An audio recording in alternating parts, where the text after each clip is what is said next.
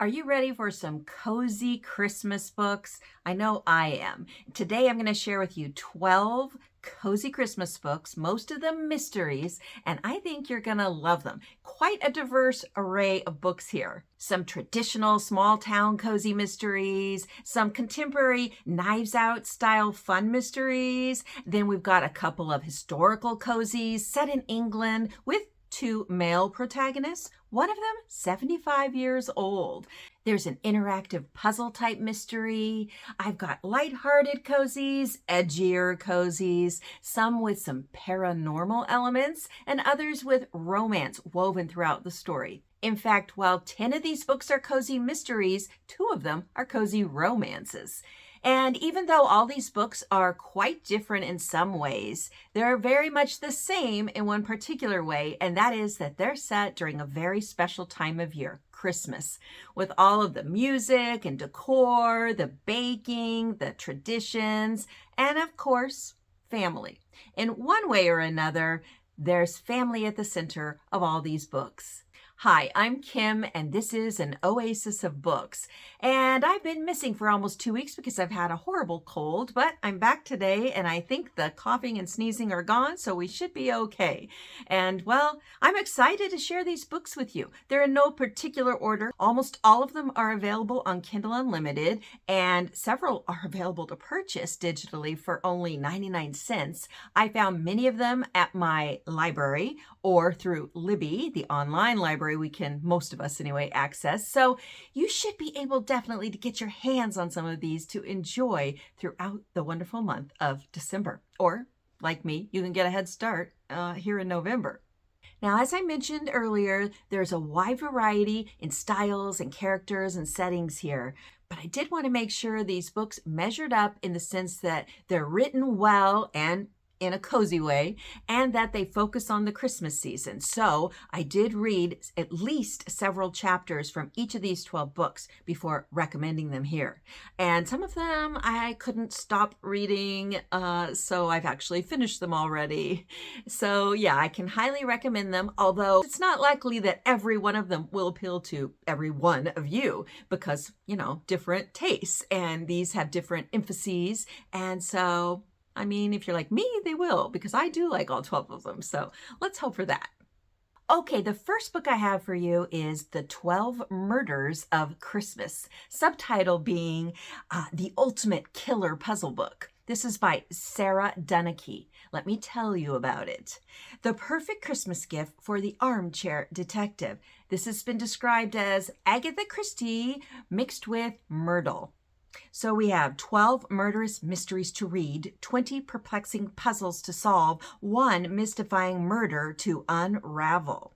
Now that makes it sound like they're all separate, maybe short stories, but no, this is one novel, but it is comprised of different mysteries within it. It's a little hard to explain, but once I'd read the first few chapters of this book, I was hooked. Love the writing style, and what an interesting premise. It's the first anniversary of the mysterious death of Edward Luddenham, found dead at his home on the Yorkshire moors one frosty Christmas Eve. Now, 9 people gather at his manor house for the reading of the will.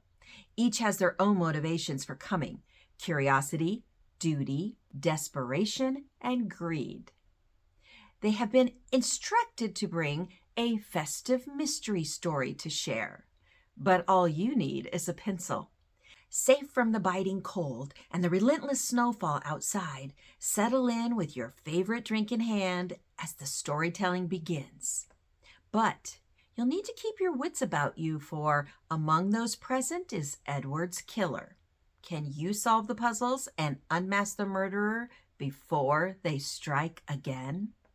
Book number 2 is Murder in Christmas River by Meg Muldoon. This is the first in a 14-book series, and it's one of the ones I read in full because I couldn't stop. It is different in at least 2 ways that I can think of. One is that although it is a cozy mystery, it is a bit edgier. And by that, I don't mean it's more, say, graphic in its violence. Oh, no, not at all. And it does follow many of the typical cozy rules, such as that, you're in a small town and the murder victim was someone no one liked, and the protagonist is not a police officer. She's very much an amateur in the way of mysteries. But our protagonist, Cinnamon, has had a rough go of it recently, and I love Cinnamon, but her attitude is much more realistic than what you would find in your typical lighthearted cozy mysteries. Now, I don't want to put you off of this mystery at all. I'm just letting you know that it's a little bit different. The other way it's different is that, okay, get this, she doesn't really sleuth. Cinnamon doesn't really try to solve the mystery. She's in the midst of it and is even a suspect, but the solution to the mystery occurs without her help, really. And in a sense, I guess that's what makes it the most different from your typical cozy mystery, because she's not going about trying to solve it. There's other stuff going on with her and with her dog and with some men in her life. And all of it is very, very well written. One thing I can say about Meg Muldoon is she definitely writes very well. Sometimes in the writing of cozy mysteries, the writing is a bit, I don't want to say generic, but it's definitely written to formulas. And that's why we love a good theme and a good setting and good characters, sub-characters, subplots, because it's what really differentiates the stories, the books, the series. But in this series, Christmas River Cozies, I believe what really sets them apart, in addition to a great setting and great characters, is the writing style, which I really appreciate. I will give you a heads up, though. The first chapter of this book is about the murder, and it's very short, and it's told from the perspective of a dog, the murdered victim's pet. And it's a bit scary because you're in the midst of this hectic murder. It's very fast, and again, not graphic, but I just want you to know that the rest of the book isn't like that, but it does set the stage. And I actually came to appreciate the way it was started because the dog does figure pretty highly in the book. And I feel like he's going to figure even more so throughout the rest of the series. Cinnamon Peters has her own pie shop in the small town of Christmas River in Oregon. Every year in December, Christmas River holds its annual Gingerbread Junction competition. And Cinnamon, who is one tough cookie, by the way, aims to win. She is out to defeat all competition and take home the prize. This year, the prize is a vacation to Maui. But when Cinnamon finds a dead body in the woods behind her pie shop just days before the big competition, she realizes that there's much more to worry about than cookies, frosting, and gumdrops. Someone is out to bring Cinnamon down, to frame her, and they're playing very, very dirty. Only Cinnamon and a mysterious stranger who walks into her life one snowy evening can figure out this mystery, but can it be solved before Cinnamon's chances of gingerbread competition glory crumble to bits? So yes, I finished this one entirely. Given how different this series is than many of the other cozy mysteries I've read, I can't wait to read the rest of the books in the Christmas River series. Cozy Christmas book number 3 is another Knives Out style mystery, and it's called The Most Wonderful Crime of the Year by Allie Carter. The bridge is out, the phones are down, and the most famous mystery writer in the world just disappeared out of a locked room 2 days before Christmas. Meet Maggie Chase and Ethan Wyatt. Maggie is the new queen of cozy mysteries, and Wyatt, well, he's Mr. Big-Time Thriller guy. She hates his guts. He thinks her name is Marcy, no matter how many times she's told him otherwise. But when these two both accept a cryptic invitation to attend a Christmas house party at the English estate of a reclusive fan, neither is expecting their host to be the most powerful author in the world, Eleanor Ashley, the Duchess of Death herself. That night, the weather turns, and the next morning, Eleanor is gone, vanished from a locked room. Maggie and Ethan have to wonder, is Eleanor in danger? Or is it all some kind of test? As the snow gets deeper and the stakes get higher, Maggie and Ethan need to work together if they stand any chance of saving Eleanor, assuming they don't kill each other first. Now, Christmas cozy books numbers 4, 5, and 6 are all by the same author. Yep, I discovered her books, and she has many series, and was so excited to read about what she's got to offer. So this is Michele Pariza Wacek. And sometimes on her website and even on her author page on Amazon, she goes by Michele P.W. But Michele Pariza Wacek has written, as I said, several series. And today I'm highlighting one of her series and a combo book, 2 books in one actually, each from a different one of her series, both of them focused on Christmas. So let's get started now with book number 4, Michele's first book, and it's called The Murder Before Christmas. It's book number 1 in a series of 8 so far. Well, the 8th is coming out in 2026 in the Charlie Kingsley series. If you've got a problem, Charlie Kingsley probably has a tea that will help make it right. Except when it comes to love. She does not do love potions. Not even for Courtney, her pregnant new client who showed up 3 weeks before Christmas seeking a love potion because, well, her husband was cheating on her. So Courtney asked about poison instead. Well, she was just joking, she said. I mean, that's what happens between husbands and wives sometimes. They get angry, they talk about killing each other, but they don't really mean it. But then Courtney's husband turns up dead on Christmas Eve. He was poisoned, of course. And who is the number one suspect? Courtney, of course. But did she actually do it, or is she being set up? It's up to Charlie to sort through all the twists and turns in a case that gets more complicated the deeper she digs. Meet Charlie, better known as Aunt Charlie, from the award-winning Secrets of Redemption series. She's back in this new series, making teas and solving cases in this funny, twisty, cozy mystery series set in the 1990s in Redemption, Wisconsin. Each book is a standalone, but you might find them more enjoyable reading them in order. So I have a little story about this book, this series, and this author, and that was while I was investigating her different books and while I was looking for lots of cozy Christmas mysteries to share with you, I came across another cozy Christmas series with a very similar name. Instead of The Murder Before Christmas, it was just Murder Before Christmas. And when I was reading the synopsis, I thought, wow, this seems really similar to that book I was looking at earlier. So I came back and checked on Michele's The Murder Before Christmas book. And you know what? It was exactly the same synopsis, word for word, pretty much. The only difference was that this new author had changed the main character's name from Charlie to Sage. But otherwise, it was, well, a complete ripoff. Plagiarism. In fact, she had done the same thing with Michele's books number 2 and number 3 in the Charlie Kingsley series. Copied the synopses, slightly changed the cover, very slightly changed the title. And she published all 3 of these books last week and published German translations of them last week. So I reported that author. That was M.J. Cartwell, I think. I'll put the name up above. Do not buy from this person. This is a plagiarist, con artist. So I contacted Michele about this and let her know that I had reported this and what I'd said, and gave her the details so she could also look into it and talk to Amazon about it. She was very grateful, by the way.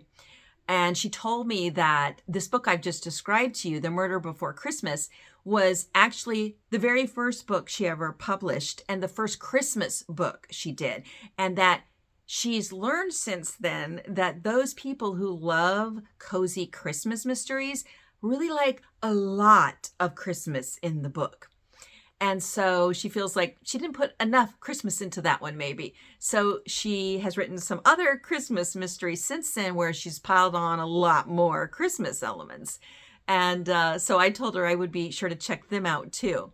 One of them was a novella, which is not part of the 12 I'm sharing with you today, but it was very cute. It was called Three French Hens and a Murder, and it featured Santa getting in a car accident and perhaps a murdered or murderous elf, and Charlie and her friend Pat trying to figure it all out. And it was a nice introduction to the character. And even though I don't think I'm the target audience for, a Santa type mystery, I enjoyed it because it's so well written and because I really like the character of Charlie and her friend Pat.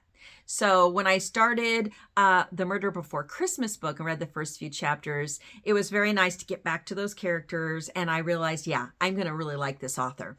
So the other two books, but 2 in 1, that I'll share with you is called A Mysterious Christmas Collection. And the two books that are within it are The Mysterious Case of the Dead Elf and Secret Santa Murder. That one sounds like Santa's getting murdered, but actually it's a takeoff on the Secret Santa game where, you have an exchange, but you don't know who's giving the presents to whom. Yeah, it's based on that, which I've started reading that one too, and I am enjoying it. Here's a peek at each story. The Secret Santa Murder. A Secret Santa gift party goes off the rails when a guest is murdered after opening their gift. Can Charlie get to the bottom of who did it in this locked door mystery?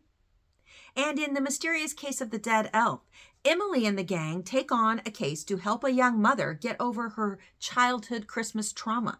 Can they go back in time and solve the mystery of a dead elf to save Christmas before it's too late? Wow, that little synopsis has me thinking. A dead elf. I'm not sure, again, I'm the target audience for that, but having just read the Three French Hens and a Murder, it was so funny, I might be. And also, did it say go back in time? Yes, it did. Time travel? I don't know, but I am very curious and I want to find out. So Michele has included in this book 2 Christmas cookie recipes, which I'm definitely going to try out. And I think this is an author I'm really going to enjoy. She also writes psychological mysteries. In fact, I believe that they were the first series she wrote. And those might be even more my cup of tea, no pun intended. And I'm definitely going to check them out as well. Now let's look at the historical cozies, both set in England, one in the 1920s, one in the 1950s, both with male protagonists and male authors. So very much different than what I usually read in the cozy mystery realm. But having started both of them, I have to say I really like them both.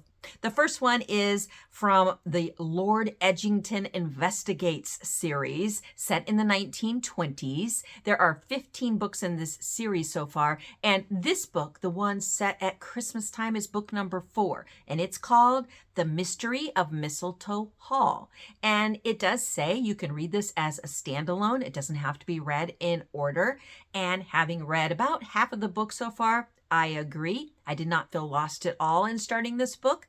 There was a brief mention of what happened very vaguely in the first 3 books, enough to pique my interest, and I will go back and read those. But I'm loving this series. It features a 75-year-old protagonist who, he works in partnership with his 17-year-old grandson. So the synopsis to the series says, on his 75th birthday, the retired master detective, Lord Edgington, announces that he has many dreams he still wishes to fulfill, and his re-engagement with life will not just lead to balloon rides, fast cars, and aeroplanes, but also jealousy, deceit, and crimes to be solved.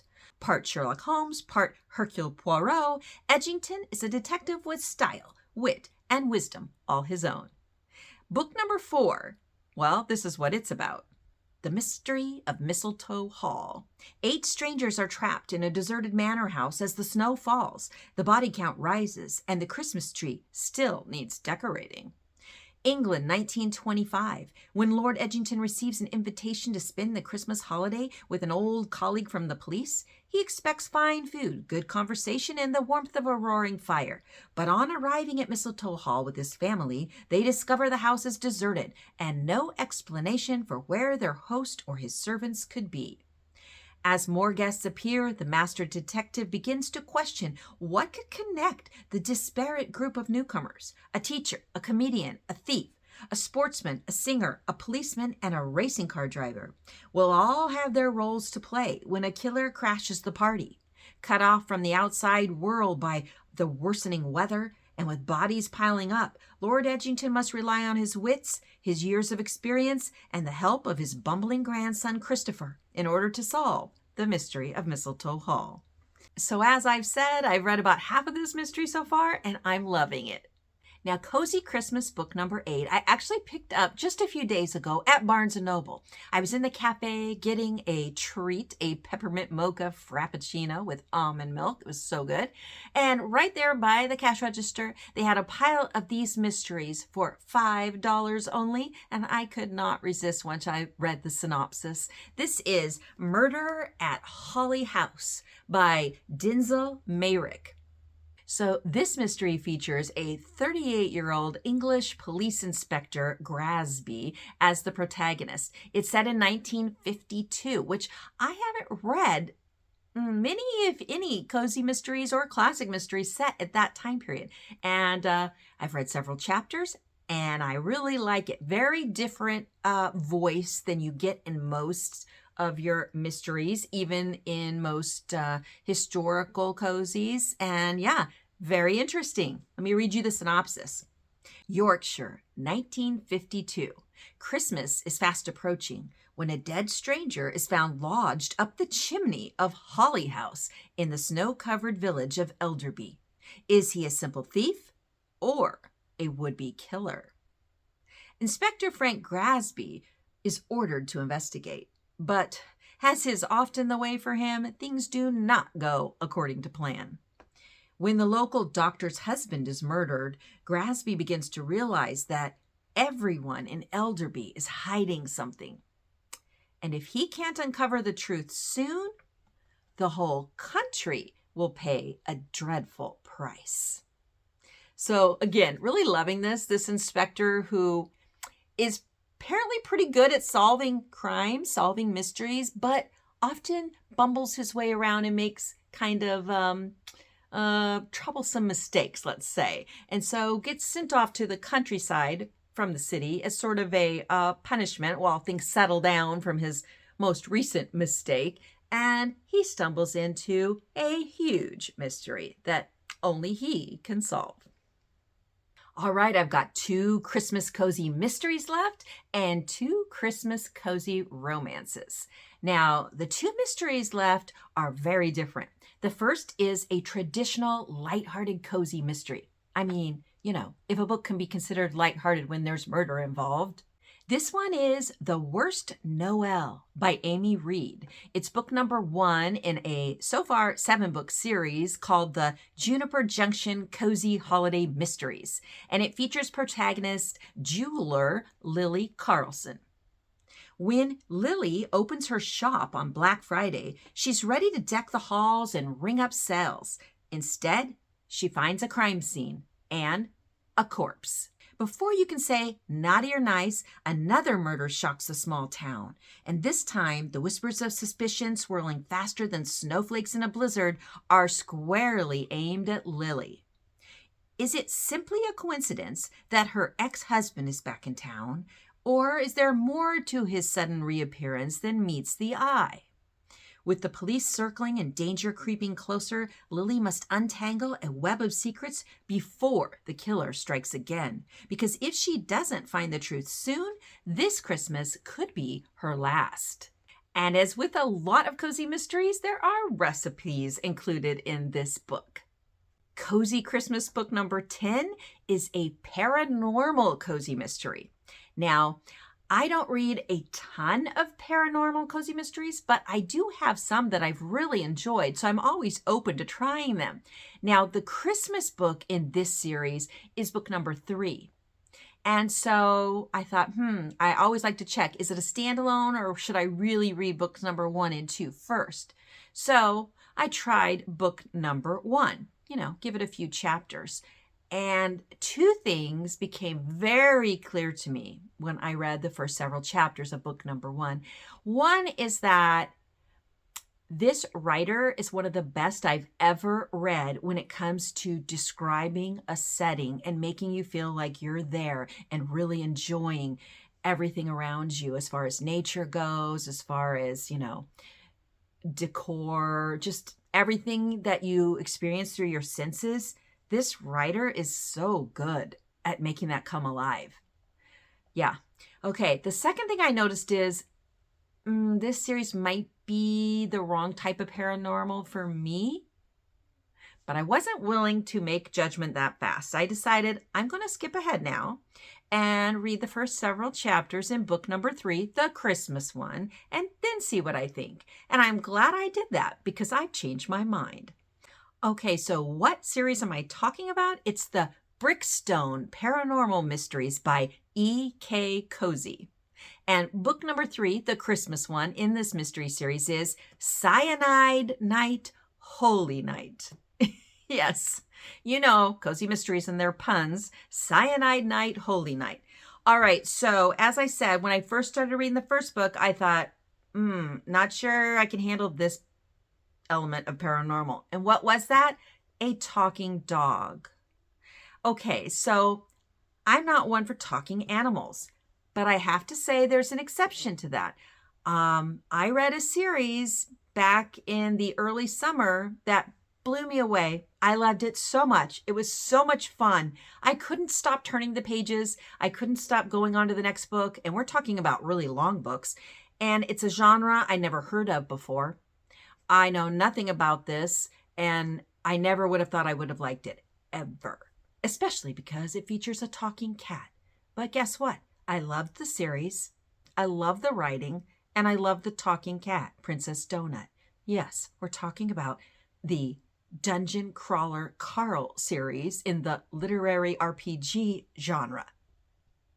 If you're more interested in hearing about that, I have a video I'll link up here and down below in the description all about that series and how absolutely flabbergasted I was that I liked it. But I did, and I'm not going to lie to you. So it's not that I think I could never like a talking animal. I now know I could. But I still feel like, that animal has got to be really believable and have a voice that really fits it. And I didn't feel that in the first few chapters I read of the first book.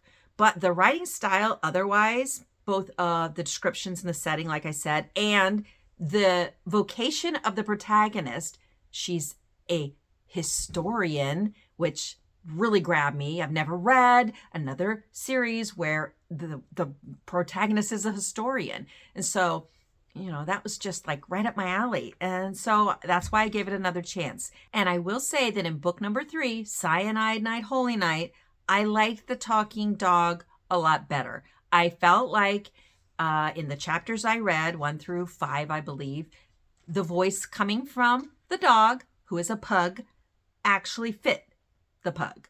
And so I'm actually willing to give this series a go, which I can't believe I'm saying that, but I'm telling you, she's a good writer, and we'll see.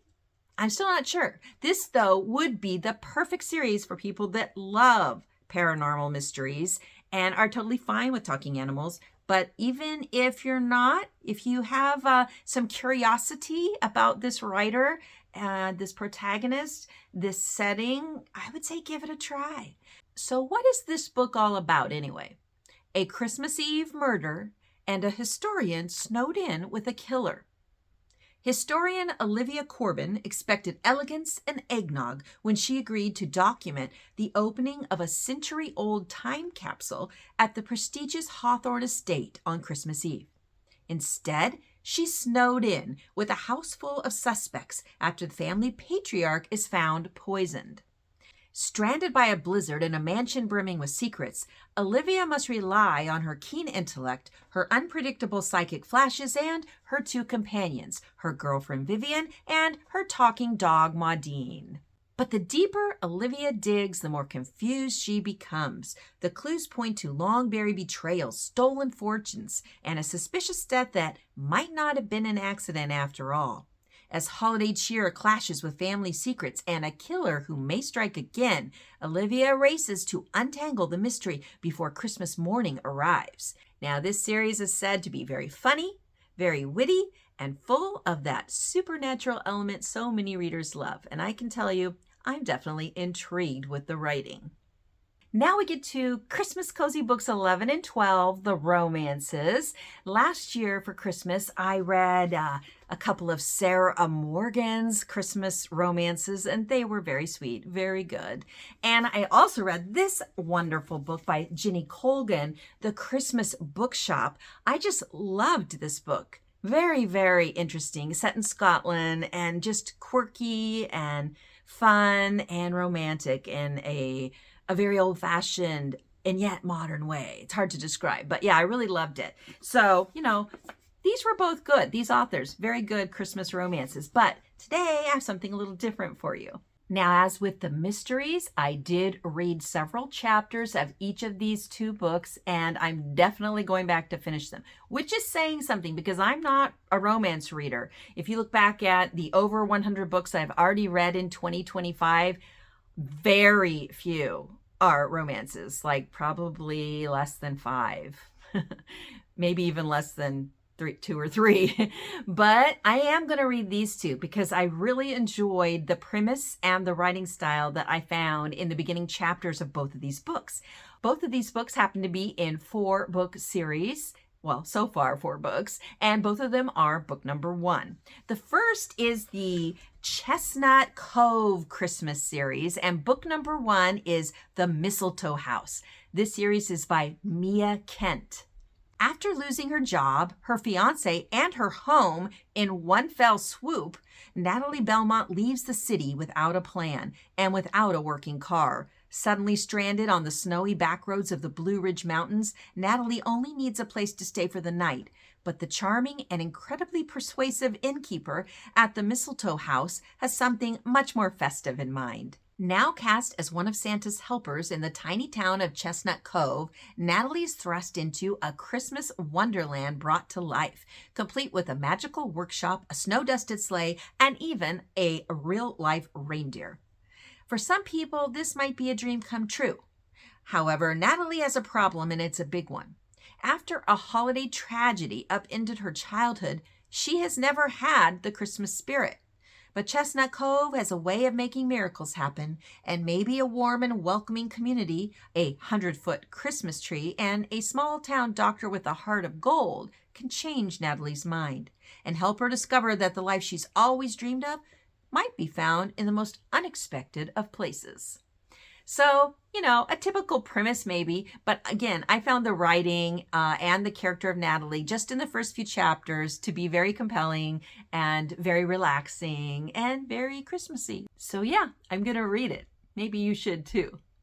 All right, we've come to the final book, Cozy Christmas, book number 12. This is The Christmas Cottage by Fiona Baker. And I will say that in doing my research to find lots of cozy Christmas books to share with you, I found out there are a lot of books called The Christmas Cottage. So make sure you get the right one here. This is, again, by Fiona Baker. And it is book number 1 in the Fir Tree Grove Holiday series. As an executive assistant at a high-powered company in San Francisco, Vanessa Stewart is used to working right through the holidays, even through Christmas, juggling endless deadlines for her exacting boss. But that all changes when she gets a call from her grandmother, Mabel, who owns a toy store in the charming Christmas-themed town of Fir Tree Grove. Mabel has hurt her wrist and needs help manning the store during the December rush. Although Vanessa hasn't visited Fir Tree Grove in years and has never truly embraced the festive spirit, she reluctantly agrees to spend the holidays in this small mountain town. But reconnecting with her grandmother and meeting other residents of this cozy town, especially local diner owner Jackson Hayes, changes her life in ways she never saw coming. Jackson has always loved Christmas, from decking out his diner in elaborate decorations to creating seasonal menu specials. It's his favorite time of the year. So when he meets the newcomer, who seems to be allergic to holiday cheer, he assumes that her type A personality will clash with his Christmas-loving attitude. But when he and Vanessa get roped into playing Mr. and Mrs. Claus for an event at the toy store, an undeniable chemistry sparks between them. As Vanessa explores her connection with Jackson and starts to realize there's more to life than spreadsheets and meetings, she faces a choice: go back to the life she thought she wanted, or embrace the most magical part of Christmas of all. And we all know what that is. Family. Family, yes. I hope you've enjoyed this video and hearing about these 12 cozy Christmas books and a few bonus ones thrown in. And let me know below, what are some of your favorite cozy Christmas books? I would love to hear your recommendations. And if you read any of these, be sure to share your thoughts about them as well, because I love talking about books and I love reading books, especially this cozy time of year. Snuggle by the fire with some hot chocolate or some coffee mocha. Not much better than that. You know, as we head into this festive holiday season, wherever you live in the world, remember, again, it's all about family. That might be the family you were born into, or it might be a family you have created all for yourself. Until next time, happy holidays and happy reading.